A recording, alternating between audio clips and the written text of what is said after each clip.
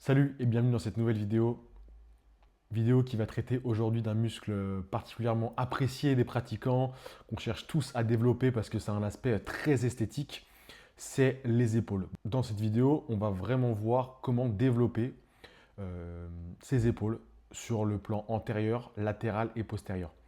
Vraiment la structure à avoir, le volume, les exercices aussi à choisir. Donc après cette vidéo, tu auras un guide complet sur comment structurer une séance, comment ajouter les exercices, le volume. Donc on commence sans plus tarder. La base, ça va être la structure. Le principal problème qu'on va rencontrer sur les épaules, surtout pour les élévations latérales et deltoïdes postérieurs, euh, l'oiseau ou l'oiseau, surtout pour le deltoïde latéral et le deltoïde postérieur, c'est que tu y vas mal isoler tes muscles et tu vas utiliser les muscles aux alentours, donc les muscles beaucoup plus forts, travailler à la place de tes deltoïdes. Donc c'est vraiment ça qu'on va essayer aussi de mettre en place. Pour ce qui va être la partie antérieure, généralement, ça va être un peu la même chose. Le problème, c'est que tu isoles mal tes deltoïdes et que tu utilises beaucoup plus les muscles à côté, aux alentours, beaucoup plus forts. Très simple, sur l'antérieur, quand tu vas faire un mouvement de développé, tu vas cambrer, utiliser les hauts de pectoraux. On va faire un mouvement d'élévation latérale, tu vas monter trop haut ou tu vas mettre trop lourd, donc tu vas compenser avec tes trapèzes supérieurs. Et quand tu vas faire un mouvement d'oiseau buste penché ou au pec deck, tu vas te retrouver à utiliser les trapèzes moyens pour rapprocher les omoplates. Donc forcément des muscles beaucoup plus forts qui vont travailler. Et en fait au final, ça, tu vas te retrouver à ne pas progresser sur cette zone-là. La solution, la première, c'est de revoir ton exécution. Revois ton exécution sur tous les mouvements. N'hésite pas à baisser la charge et à te filmer pour pouvoir te donner un aperçu de ce que tu fais. Modifie aussi l'amplitude sur certains exercices. Je sais que les élévations latérales, si tu montes trop haut, tu vas pouvoir solliciter un peu plus ces trapèzes supérieurs. Sur ton mouvement d'oiseau buste penché ou au pec deck, si tu vas trop loin, tu vas resserrer les omoplates, donc faire intervenir les trapèzes.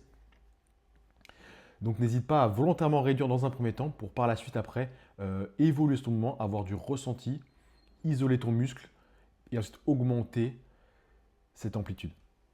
Quel exercice choisir? Généralement, ce que je peux constater, c'est que dans les exercices choisis pendant des séances push, pull ou des séances un peu hybrides où tu vas travailler tes épaules, c'est que ça va être la même redondance, les mêmes exercices, avec la même tension. Il n'y aura pas assez de variété et tu ne répéteras pas assez ces mouvements. Donc, déjà, est un mouvement de développé vertical. Que ce soit aux haltères, à la shoulder press, à la Smith machine, intègre-en un. Pas obligé de mettre l'accent dessus à fond, parce que généralement, si tu as des mouvements aussi de développer, incliné, tu n'es pas obligé de mettre l'accent dessus. Mais ça peut être une bonne solution, je trouve, pour venir mettre un petit rappel dessus. Donc, je pense qu'entre les trois mouvements, c'est celui où tu mettras potentiellement le moins de volume, encore une fois, en fonction, encore une fois, de ton objectif et de ton anatomie. Mais je dirais d'intégrer au moins un mouvement, au moins une fois par semaine. Ensuite, un mouvement d'élévation latérale, que ce soit à la machine, aux haltères ou à la poulie. Et ne pas hésiter à spam ce mouvement. Alors, quand je dis spam, c'est pas de le faire n'importe quand et n'importe comment, mais de ne pas hésiter à mettre plus de volume, de plus structurer sa séance, sa section épaule de sa séance autour de ce mouvement-là. Donc, ne pas hésiter, pourquoi pas mettre un mouvement d'élévation latérale dans ta séance, et plus tard dans la séance, revenir avec un mouvement d'élévation à la machine ou à la poulie. Parce que c'est le même mouvement, mais la tension sera complètement différente. Sur ton élévation aux haltères, tu auras une forte tension de contraction, donc tu auras le maximum de la tension en haut du mouvement. À la poulie, en fonction de où est réglée la poulie. Donc si elle est réglée tout en bas, ça sera très dur au début, donc forte tension d'étirement. Si elle est au milieu, la tension sera neutre, donc ça sera une tension forte au milieu du mouvement. Tu peux choisir un des deux. Donc par exemple, si tu travailles deux fois les épaules, sur une séance, tu l'as en bas, la poulie, et sur la séance qui arrive plus tard dans la semaine, tu la mets au milieu. Comme ça, au moins, tu travailles tu as toutes les tensions différentes, que ce soit au milieu, en fin de mouvement et en haut, sur ton mouvement. Donc c'est ce qui va importer, ce qui va te faire progresser. Donc n'hésite pas à fonctionner de cette manière. Pour le dernier mouvement, ajoute forcément un mouvement pour l'arrière d'épaule. Encore une fois, en fonction de l'objectif et du retard, n'hésite pas à mettre plus de volume. Je conseillerais un peu comme le deltoïde latéral, mettre un mouvement à forte tension de contraction, un mouvement à forte tension d'étirement, mais pas forcément dans la même séance. Le mettre par exemple dans la semaine, même le mettre dans la semaine sur tes 2 séances différentes, ça serait intéressant. Pourquoi pas la séance 1, mettre un mouvement au pec deck inversé pour l'air d'épaule, et sur la séance 2, mettre un mouvement à la poulie vis-à-vis, que ce soit en unilatéral ou en bilatéral. Mais comme ça, tu auras un mouvement à forte tension d'étirement avec la poulie et un mouvement à forte tension de contraction avec le pec deck. Vraiment, n'hésite pas à changer un petit peu les exercices. Ça reste les mêmes patterns de mouvement, mais tu changes un petit peu les outils. Donc tu vas passer à la poulie, à la machine ou aux charges libres. Pour ce qui est de l'exécution, la chose où généralement les épaules, c'est très compliqué de garder une bonne exécution quand on cherche à rajouter des reps ou à monter en charge.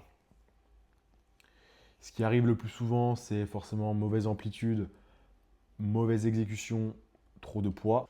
Donc dans un premier temps, applique-toi sur ton exécution. N'hésite pas à baisser les charges et à amener de l'amplitude. Par exemple, sur des mouvements de développé verticaux, n'hésite pas à aller chercher beaucoup plus bas, baisser ta charge, que le coude dépasse la ligne des épaules. Sur un mouvement d'élévation latérale ou postérieure, ton mouvement va être dicté par la montée de tes coudes. Et c'est vraiment de vouloir monter le coude en direction du plafond quand tu effectues tes élévations latérales. Et pareil quand tu effectues ton oiseau aux haltères. C'est toujours d'envoyer le coude en direction du plafond. Tu vois par exemple cette zone-là, c'est toujours de l'orienter vers le mur derrière toi quand tu effectues tes élévations latérales. Quand tu effectues ton oiseau aux haltères, il faut que cette zone pointe en direction du plafond. Sur tes mouvements d'élévation oiseau ou latéral, n'hésite pas à réduire l'amplitude dans un premier temps pour apprendre à utiliser ton muscle et éviter de compenser avec les autres groupes musculaires autour. Mets du tempo.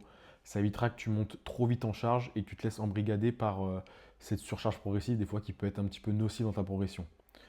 Intègre ces tempos, mets du contrôle dans ce que tu fais et joue pourquoi pas sur les répétitions. Les épaules, c'est peut-être pas forcément comme le dos ou autre, c'est peut-être pas forcément un volume mal adapté ou qu'il n'y ait pas de cohérence, c'est surtout un problème d'exécution. C'est que c'est mal les engager, donc tu développes d'autres muscles aux alentours, mais tu n'arrives pas à cibler tes deltoïdes. Donc déjà, très simple, une idée que je répète, mais arrête de faire du split. Ce n'est pas utile dans ton cas. Passe sur un format, encore une fois, où tu as une fréquence élevée et mets du volume sur les zones. Donc principalement le deltoïde latéral. Et retrouve-toi dans un format où tu peux entraîner 2 fois par semaine et espace tes entraînements d'au moins 48 heures. En conclusion, il y a 3 choses à retenir de cette vidéo pour développer tes épaules. C'est choisir les bons exercices. Donc ne reste pas dans la même routine. Apporte des exercices avec des tensions différentes. Forte tension de contraction, forte tension d'étirement. Assure-toi d'avoir encore une fois la meilleure exécution possible et intègre du tempo pour cela. Ne te laisse pas obnubiler par la montée en charge. Et je l'ai dit plus tôt, mais c'était de rajouter forcément du volume sur le deltoïde latéral. Si ça va vraiment créer en fait cet aspect d'épaule ronde de face. Et en termes d'esthétique, ça accentuera aussi le V. Donc peut-être à mettre un peu plus l'accent sur cette zone-là. Si tu veux vraiment arriver à développer tes épaules et avoir ce rendu rond de face. Si la vidéo t'a plu, n'hésite pas à liker, t'abonner et commenter. Tu peux aussi la partager si elle t'a intéressé et que tu as envie de faire découvrir à tes amis comment développer ses épaules. Si tu as des questions, n'hésite pas à me la poser sur Instagram ou via mon WhatsApp. Pour toute demande de suivi ou question par rapport à ça, je te laisse m'envoyer un message sur Insta ou même me contacter via WhatsApp. Et sur ce, je te dis à la prochaine.